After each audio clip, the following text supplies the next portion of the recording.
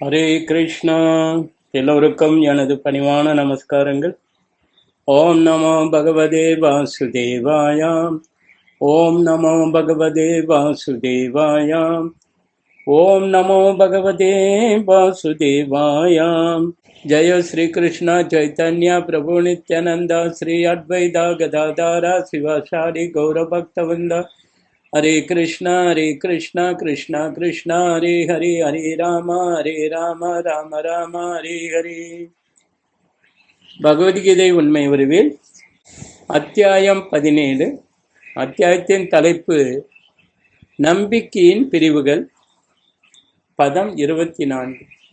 மொழிபெயர்ப்பும் பொருளுரையும் வழங்கியவர் ஏசி பக்தி வேதாந்த சுவாமி ஸ்ரீல பிரபுபாதா, அகில உலக கிருஷ்ண பக்தி கழக ஸ்தாபக ஆச்சாரியார். மொழிபெயர்ப்பு: எனவே பரமனை அடைவதற்காக சாஸ்திர விதிகளின்படி யாகம், தானம், தவம் ஆகியவற்றை மேற்கொள்ளும் ஆன்மீகவாதிகள் அவற்றை ஓம் என்பதுடன் தொடங்குகின்றனர். பொருளுரை: ஓம் தத் விஷ்ணு பரமம் பதம். ரிக்வேதம் 1:22-20. விஷ்ணுவின் தாமரை திருவடிகளே உன்னத பக்தியின் தலமாகும்.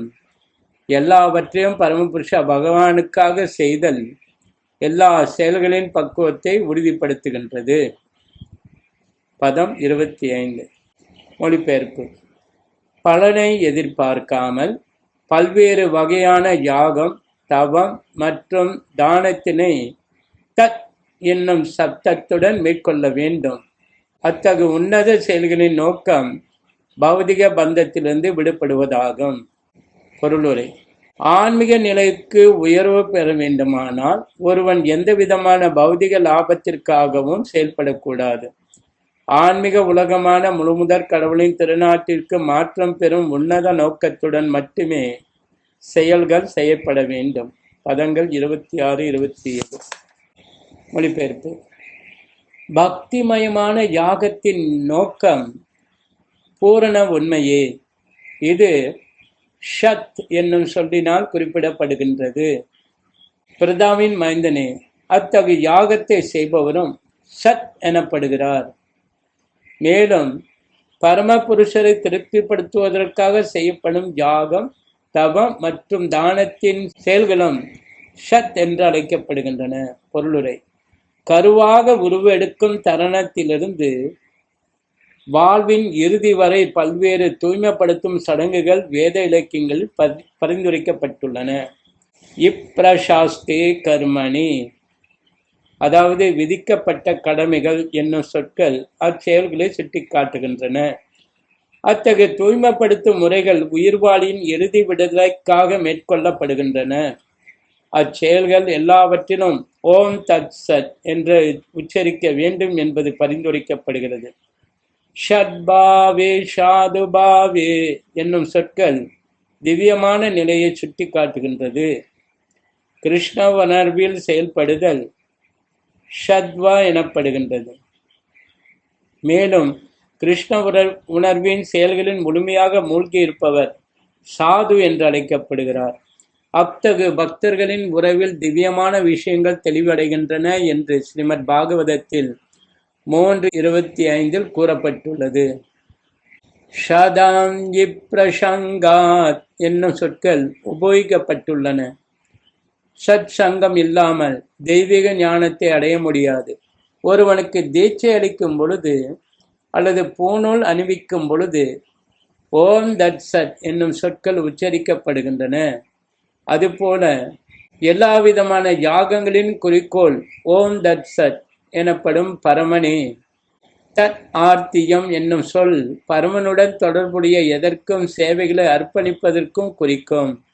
சமைத்தல், பகவானின் கோவிலில் உதவி செய்தல் அல்லது பகவானின் புகழை பரப்புவதற்கான வேறு விதமான செயல்களை செய்தல் போன்றவற்றை இஃது உண்டாக்கும்.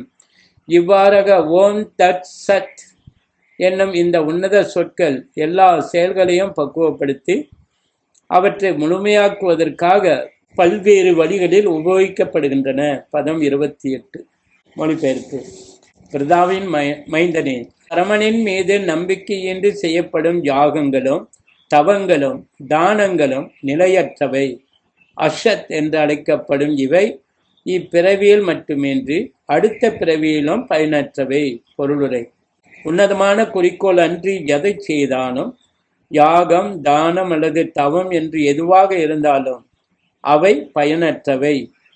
எனவே இப்பதத்தில் அத்தகைய செயல்கள் கேவலமானவையாக அறிவிக்கப்படுகின்றன.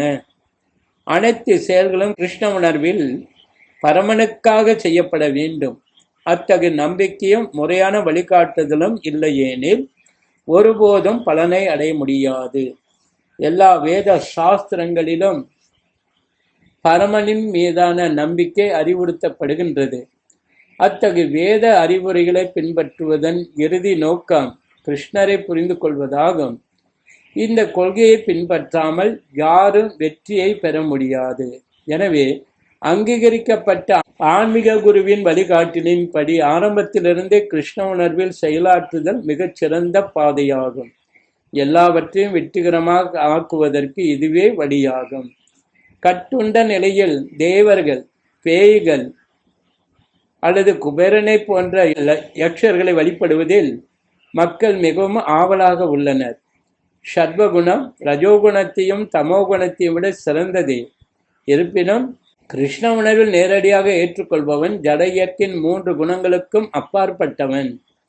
படிப்படியாக உயர்வு பெறுவதற்கென்று வழிமுறை உள்ள போதிலும் தூய பக்தர்களின் சங்கத்தினால் ஒருவன் நேரடியாக கிருஷ்ண உணர்வை மேற்கொண்டால் அதுவே மிகச் சிறந்த வழி.